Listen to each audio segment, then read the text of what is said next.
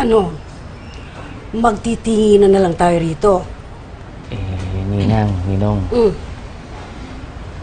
Makikiusap po sana kami dun sa tungkol sa kaso. Tuloy yun.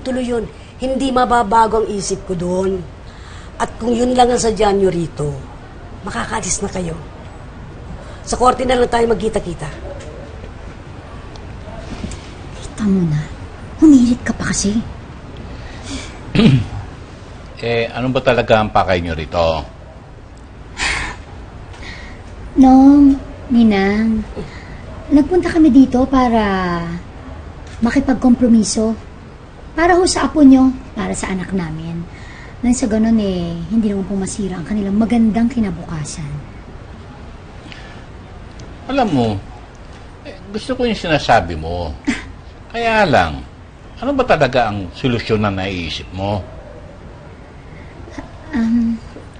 Naisip po kasi namin na bakit hindi na lang ipakasal na lang natin sina Tinay at Archie.